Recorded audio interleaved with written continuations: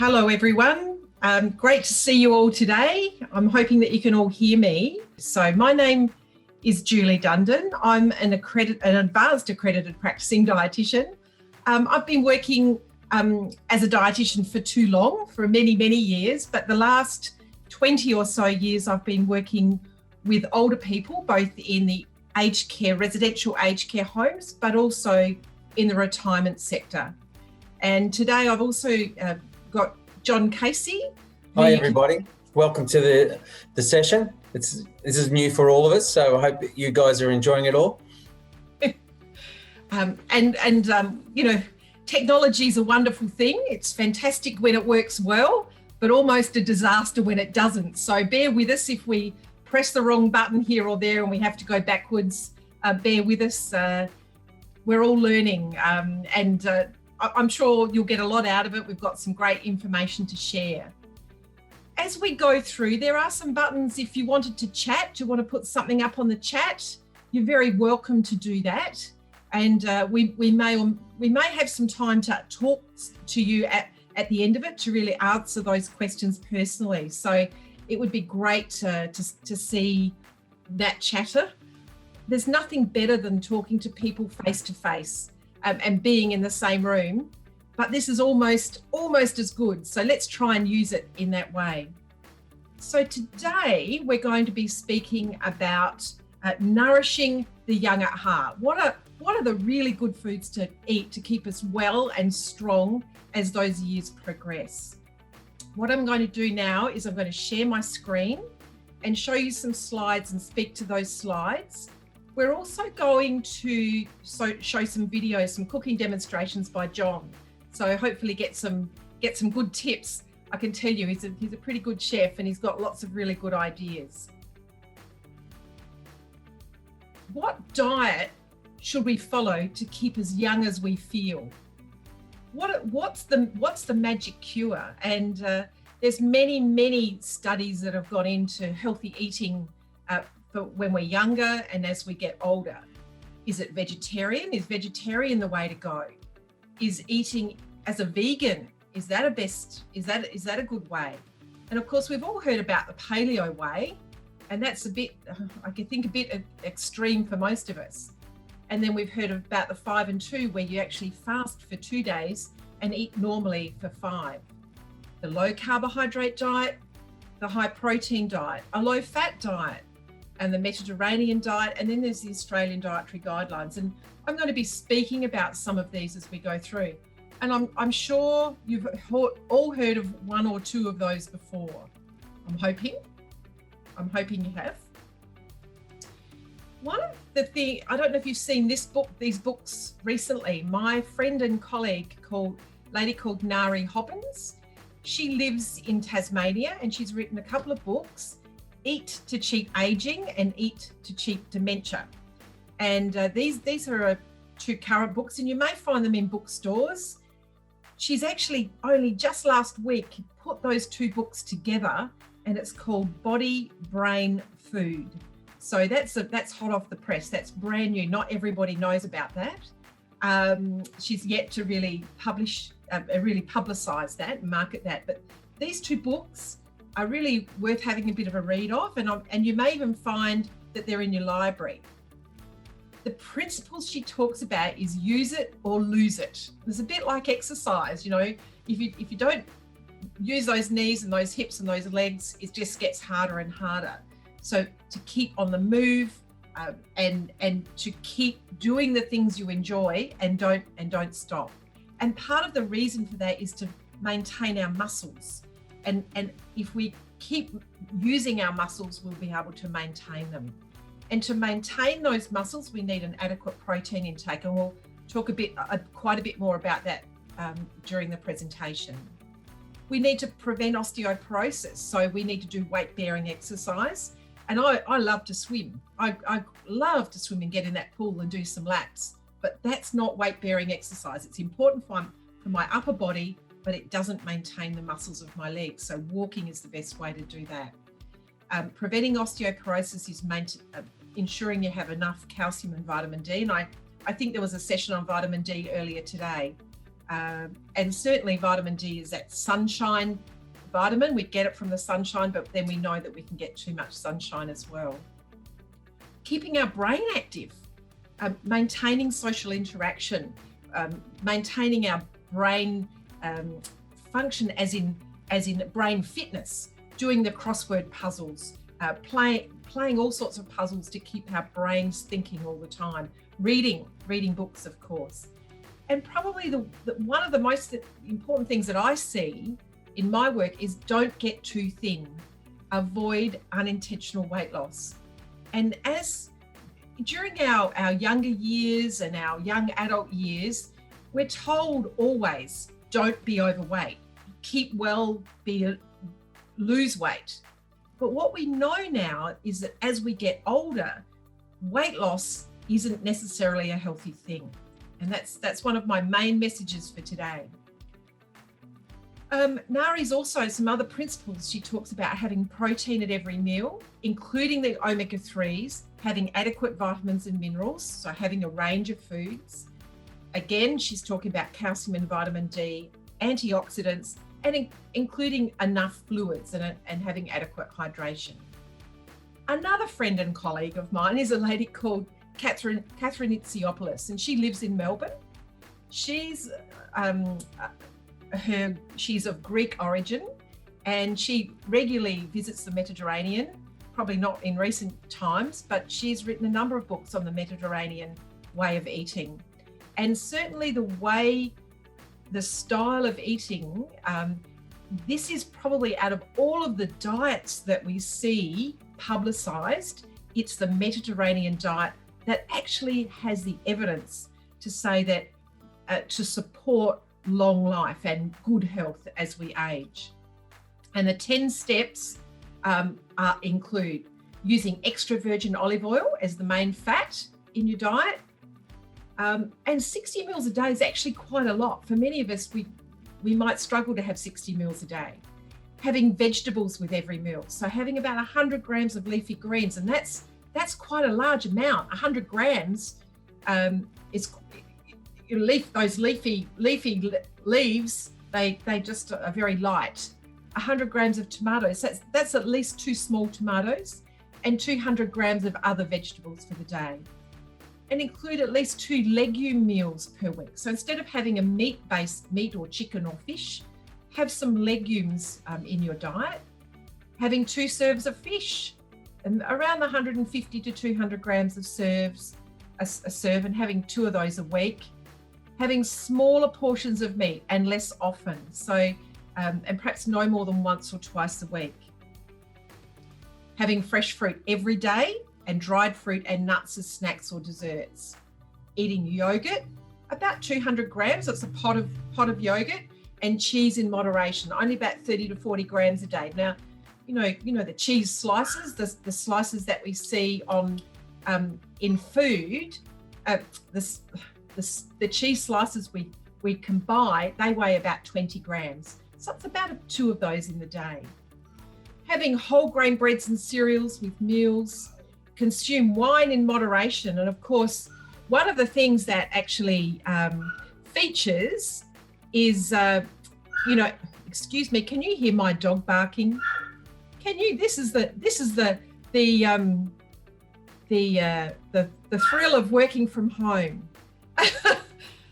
We'll all ignore her, okay? So having wine in moderation, 1 standard drink, which is about 100 mils, and always with meals and not to get drunk, and try and have a couple of alcohol-free days a week, but only having sweets or sweet drinks for special occasions. Okay.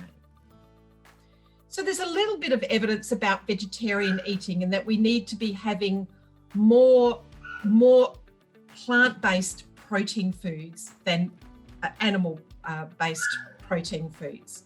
So that fits very nicely with the Mediterranean style of eating as well.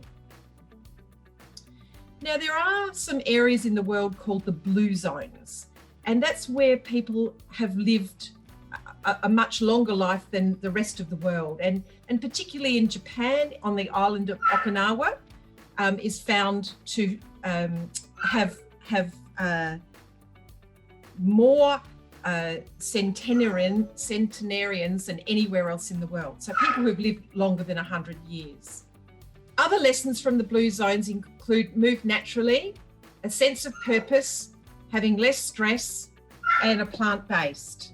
Moving naturally, having a sense of purpose, having less stress, having a plant-based diet, and stop when 80% full. Stopping when 80% full and not 120% full. Again, wine features, alcohol features again. So wine at 5. Attend a faith-based service. Put loved ones first. So this is about our spiritual health, and it seems to support longevity. Having social circles that support healthy behaviours as well. So being with other people that actually want to live a healthy life. Also eating mindfully, tasting food. Don't gulp food down or eat food while we're watching TV, or really taste the food and enjoy it, and enjoy it with other people. Having fruit and vegetables at every meal, and of course you can see that really fits with that Mediterranean style of eating as well. Having whole grains, having seeds and nuts, using herbs and spices, and wow, why wouldn't we do that to really flavour our food? Having mixed sources of quality protein across the day. Take time to enjoy food and your environment. Now, what we use in Australia as our guide to healthy eating is what's called the Australian Guide to Healthy Eating. This is actually currently under review. It's designed for people who are less than 65 years of age. And would you believe there is no model that helps to describe what a healthy way of eating is for people older than 65. They've been excluded from this. And right at this moment, my profession is advocating to redesign this guide, but to also include the older than 65-year-olds, because many of the studies were excluded when they put this together. So we really need to gather more evidence so that we can actually give some much more meaningful guidance about healthy eating as we get older. So this is the only model that we have, and having food from each of these food groups every day is important. So you can see the grains make up about 1/3 of what we eat. The vegetables are also very close to 1/3. So I think you can see my pointer here. So these are the grains and these are the vegetables here. And then it's followed by a small proportion of those lean meats, fish and chicken, and the legumes, the non-animal protein foods, so the vegetable-based protein foods, the dairy foods to get our calcium from, and also a good source of protein, and then the fruits, just a couple of serves of fruit for the day. Now on the bottom of this slide, you can see only sometimes and in small amounts, and this includes alcohol, the high-fat foods, the sugary foods. Now when I work in residential aged care, when I'm seeing more dependent people who are more unwell, what we have to do is sometimes rely on those sometimes foods as their source of fuel. If their appetite is poor, we might find that biscuits and crackers and some of those other things that we wouldn't recommend to have regularly, we might need to rely on more. And then those small amounts on the other side are the oils, the fats and oils, and that includes butter, margarine, oils, olive oil. So these things are important for good health, but most importantly, we know that the olive oil, particularly that first pressed olive oil, is the healthiest type of fat that we can include in our diet. And that again fits with the Mediterranean way of eating.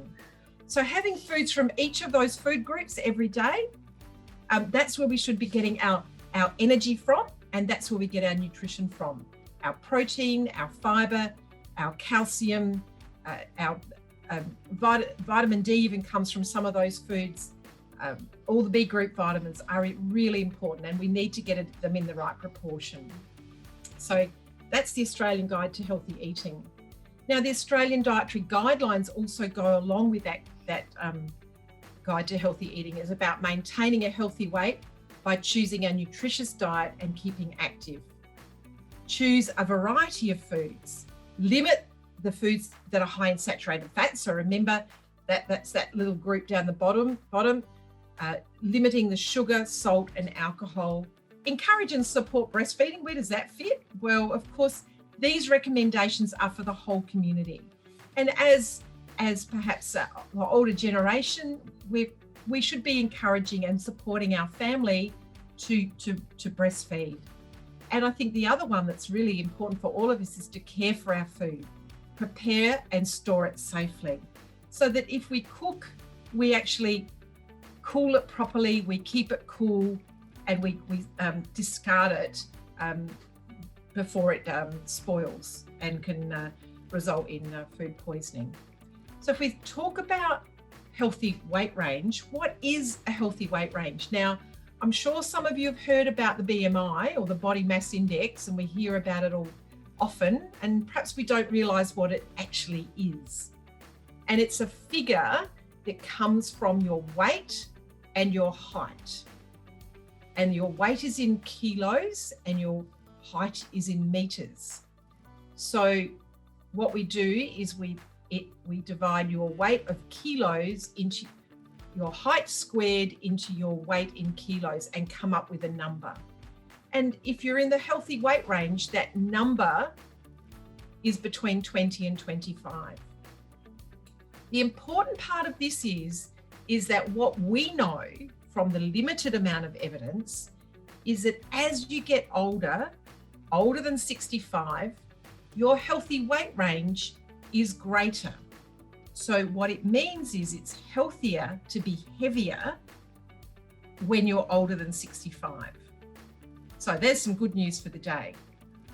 There's not a lot of evidence to say that you should, or it's recommended that you lose weight and get to a BMI of 20 to 25. Most of the evidence tells us that having those extra few kilos on board is actually a good thing and is probably protective. And there's some people, in some of the evidence, it shows that the BMI should be as high as 30, which for someone who's less than 65, if you have a BMI of 30, we start to classify that as obese. So when we get older, there's not as much pressure on you to lose weight. It's about eating healthily and from those food groups and to keep active. That's the most important thing. And there's probably not a lot of evidence to say you should lose that weight. So here we go. Should you lose weight? What we know is your lean body weight decreases with age. Just ordinarily through the aging process, you lose that muscle mass. And weight loss without exercise causes further loss of that muscle mass. So if you don't do a lot of exercise and you start to lose weight and you don't really realize you are, what you're losing is muscle. And so getting up and out of that chair and going for that walk is going to be a lot harder. The other thing that happens is if you lose weight without exercise, you also lose bone density. So you might find that getting out of the chair is harder, but if you have a fall, you're more likely to break a bone. So with all of that information, you can see why it's very important to maintain your muscle mass and not lose weight unintentionally. If you need to lose weight, it needs to be planned and it needs to be very slowly attempted. I would strongly recommend that you see a dietitian to get some individual advice about healthy eating to allow you to lose that weight, but to also maintain your health. Seeing an exercise physiologist or a physiotherapist would also be recommended, and they could actually plan an exercise program. And I'm not sure, you may actually have a physio or an exercise physiologist visit your retirement home. And if that's the case, take up their offer if you're really concerned about your weight. So really, it's only time to start to lose any weight or reduce your weight if your weight is increasing or you have a significant health problem. So what type of diet should you have? Well, obviously none of those fad diets, not the paleo, not the low carb diet. It needs to be based on that healthy eating of the Australian Guide to Healthy Eating.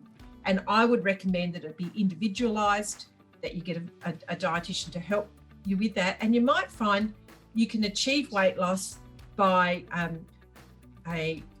just with minimum changes to your lifestyle. That's what it's about. It's much more likely that you're going to continue it, to continue those changes to your diet if you have minimal changes to your lifestyle. One of the things I mentioned, no matter what your weight is doing, we need to maintain your protein intake. And what we know is that we should be aiming for 25 to 30 grams of protein per meal. And that means for breakfast, for lunch, and for the evening meal at 3 times during the day. And you don't have to always have a lump of steak. That's not what we're talking about. We're talking about any of these foods. It can be eggs, it can be baked beans, it can be any of those things. So at breakfast time, if you're just accustomed to having cereal or toast, you're going to need to think about what protein foods we can add. And I'll show you some of those in a minute. When I talk about 25 to 30 grams of protein, I'm talking about of pure protein. And I'll show you some examples. 40 grams of cheese, those 2 slices of cheese, will give you 10 grams of protein. A cup of milk gives you 10 grams of protein. A tub of yogurt, 200 gram pot of yogurt gives you 10 grams. Now we need 25 to 30 at each meal. So you might have for 2 slices of 2 large slices of bread, you might have toast for breakfast, so there's 10. You might have an egg, so there's another 5, and you might have a cup of milk. You might have some hot milk of some sort, so there's another 10. So we're up to our 25 grams of protein. So that's to give you some idea. Now, a main meal, it's not so difficult to get 20 to 30 grams because say 40 grams of chicken gives you 10, 120 grams of chicken would give you 30.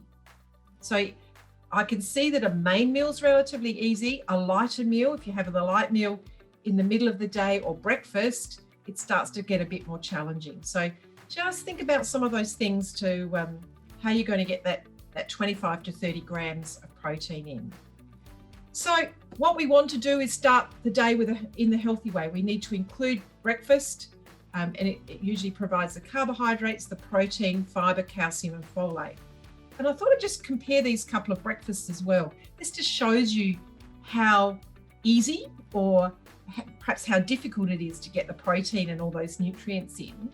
We've got one breakfast where it's got 2 slices of white toast, some butter, and some Vegemite and a cup of tea.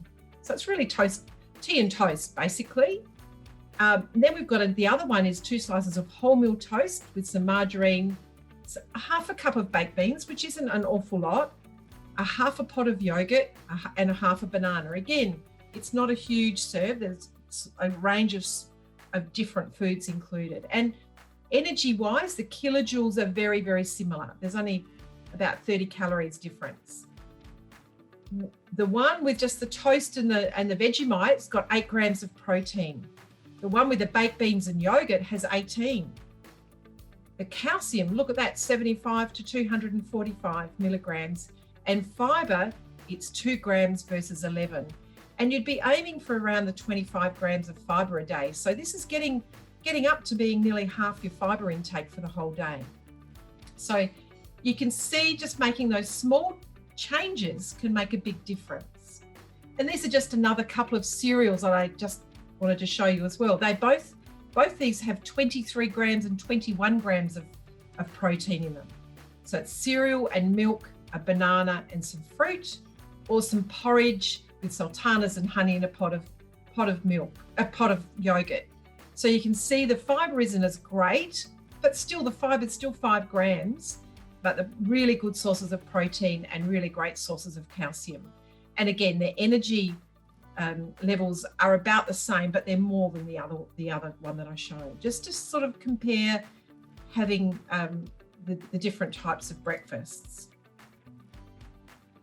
So avoiding being underweight.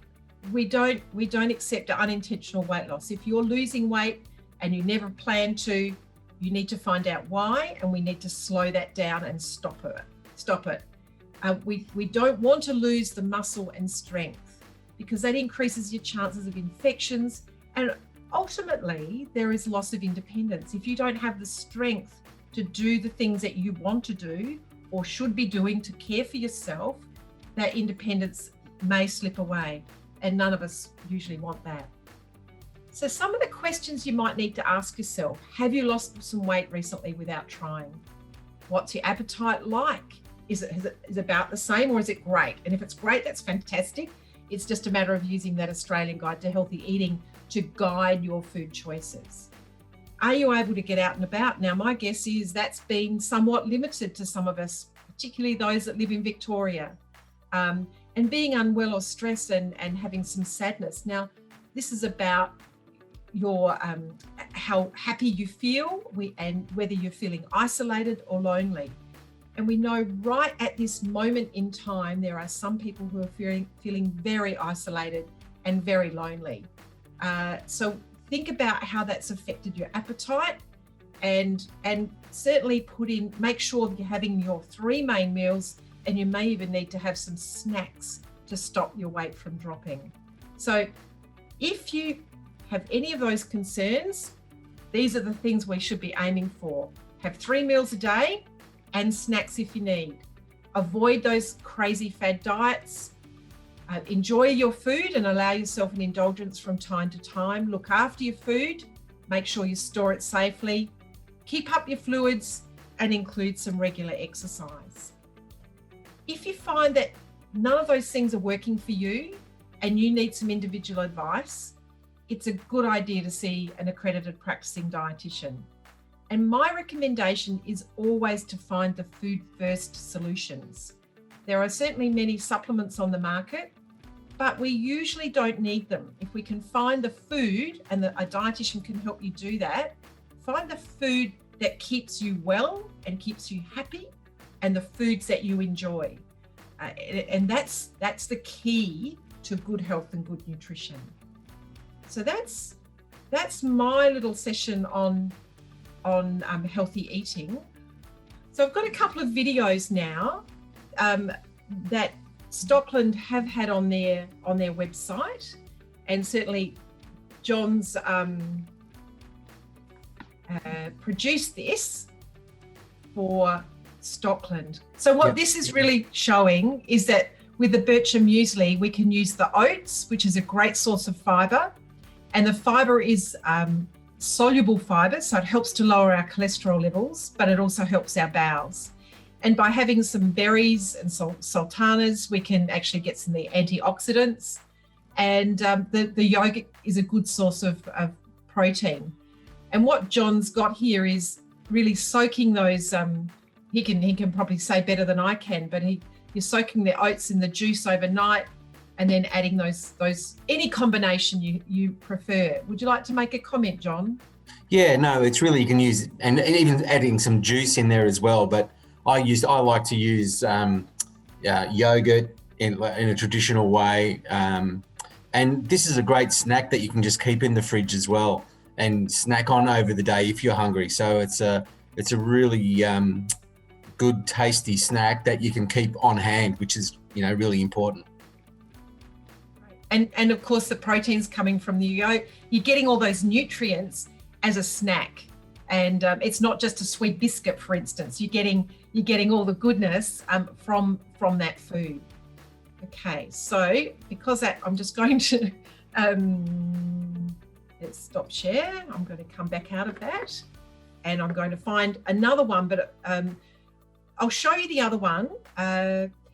And it's steak and a mushroom sauce with some vegetables. And I think I want you to have a look at it, because John actually shows you some really good little tricks, and he might want to make some comment about I can talk over it if it drops out.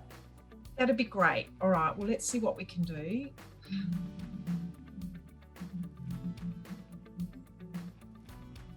Yeah, the sound's not working very well. Apologise, but what I can do, I can talk through it. So what I'm cooking today, it's I fillet steak with some mushrooms and a side salad. So it's a really simple thing to put together. It's just ingredients that, especially now coming into summer in the southern states, having a nice salad with the protein and meat, it's really quick and easy to do. So I'm cooking, I fillet today, which and using lettuce. You can use butter lettuce or a crunchy lettuce, iceberg, but I like to use butter lettuce, cucumber. I'm also using, I'm going to do a lime pickle. A pickle with onion, and then just using beetroots that I've already pre-cooked before and just peeled, and cherry tomatoes. And I'm sort of just talking about the colours, really important to use there, getting the colours of a rainbow into what we're cooking every day. I'm making the red wine reduction, and this is something you can make in advance. So I just use like a nice Shiraz or something, or a Merlot. And what I do is just have the wine and I reduce the quantity by half. So if I use a full bottle, I reduce it down to half. And that's something that can keep for a couple of days, or actually longer, a couple of weeks in the fridge. And it's a beautiful flavour just to add to, if you're cooking a steak or chicken into a little sauce in the pan. It's really good, and you cook the alcohol out of it. So it's just really giving that really good flavour. I'm doing Hasselback potatoes, which I'm not sure if some of you know. That's a thin sliced potato. So you can cut it quite thin. What you do, you don't cut all the way through. So you just cut the potato. Doing so many over my years of doing apprenticeship, I used to cut those for half a day sometimes. But yeah, you can use a chopstick or a wooden spoon and just cut down to the spoon. And that way you won't cut right through the potato. And that will then open it up like a fan, as I'm showing there. And then the texture on the outside, when you put it in a hot oven, nice and crunchy on the outside, but a beautiful, soft, fluffy texture on the inside. And beautiful with other vegetables as well. Carrots, pasta, you can also slice exactly the same way. They cook a lot quicker and crunch up really well. So I would encourage anyone to have a go at those. Make sure you've got a nice sharp knife as well. You'll be less likely to cut yourself with a sharp knife than a blunt knife, because you won't force a blunt knife. Therefore, hopefully we don't want anyone slipping and having a nasty cut in the kitchen. With those potatoes today, used rosemary and drizzled them with olive oil. So, as saying before, I like to use olive oil like butter and just drizzle it over all my vegetables, even, a little bit before cooking and then after they come out of the oven as well, because we don't want to heat the olive oil up too much. We want to, that's the whole trick with cold press olive oils. It's really, they haven't had any heat in the, to extract the oil. So in the process, which is really important. So you can see there, just a little bit of salt, cracked pepper, rosemary.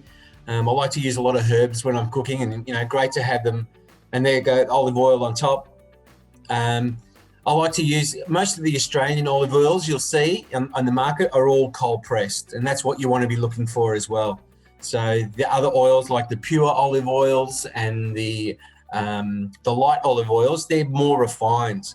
Then some of them might be okay for cooking. They'll go to a higher smoke point, but really finishing off your olive oil and salad dressings, that's where you want to use the olive oil.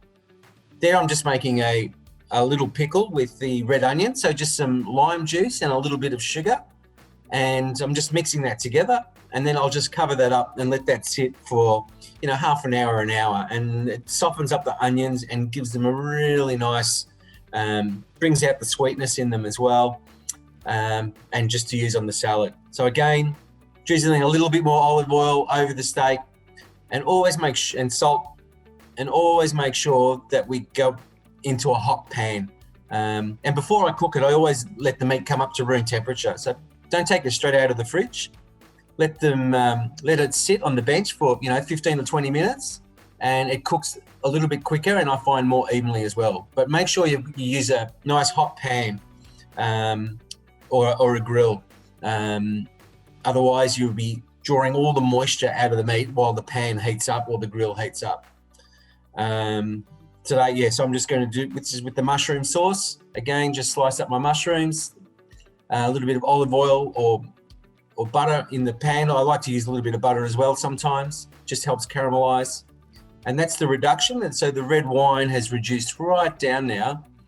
And I'm just going to add that to the mushrooms when they're cooked through. Again, more olive oil.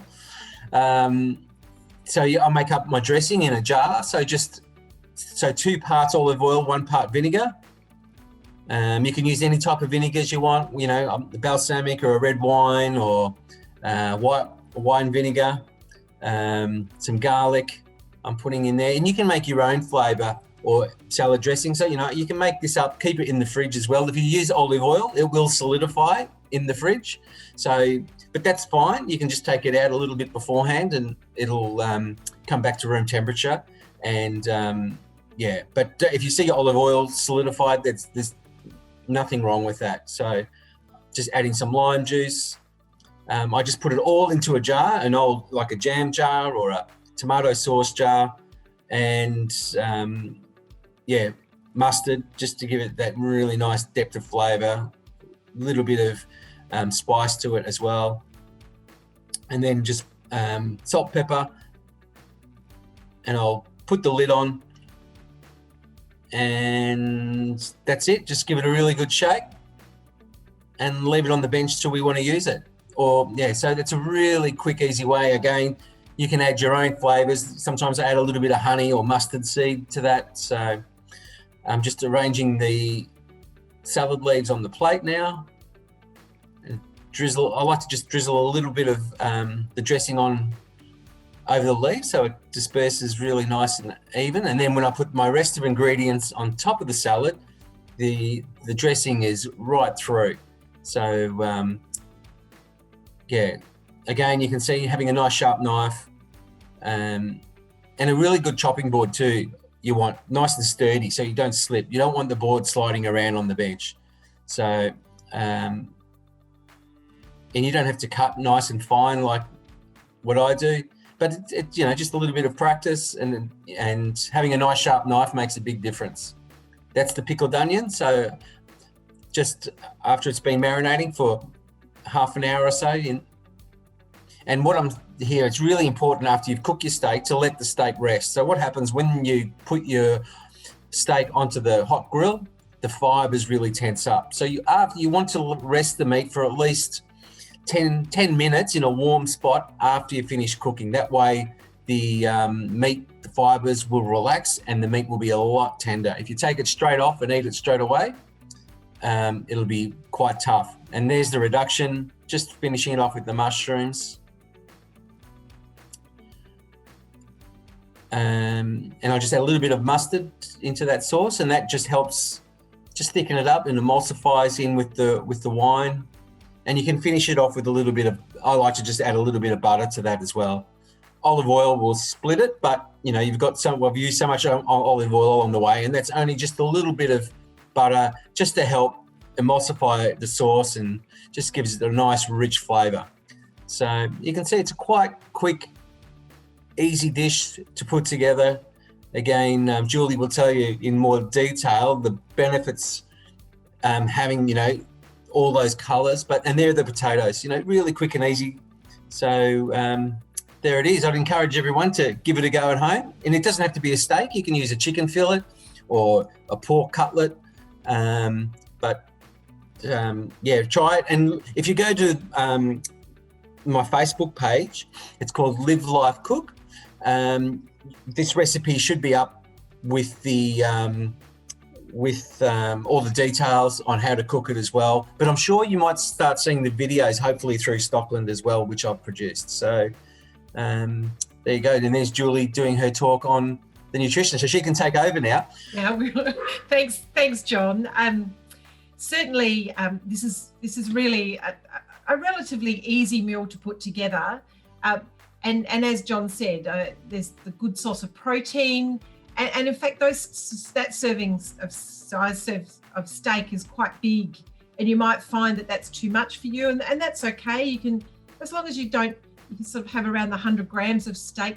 That still gives you a good serving of protein.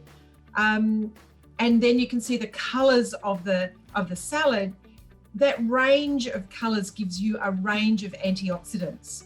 So if you think about food being a rainbow, red and green and yellow and orange, that's a good way of making sure you get that range of nutrition and nutrients. And then a little bit of potato with some carbohydrates. There's nothing wrong with having a normal, ordinary white potato. And of course, the way John's cooked it with some olive oil is one way of getting that olive oil in for the day. So these are all foods that we're really familiar with, and they're great, particularly over summer. We often perhaps have a barbecue, we want that salad and those potatoes. The only other thing that I wanted to show you was that John and I have been working on a new project called Live Life Cook, and Live Life Foods. Live Life Foods. I get them all mixed up. I know, so do I. Excuse me. It's one of those things. Here we go. I'm just trying to find the. So, would you like to talk a little bit about this, John? Yeah. So we're about to launch a home delivery service, but these, as Julie said, we've worked through making sure that the meals you can track your protein through the meals. So we hope to be launching it into the Stockland communities over the next, maybe hopefully later this month, or it'll be early next month anyway. So just watch out. Hopefully you will see some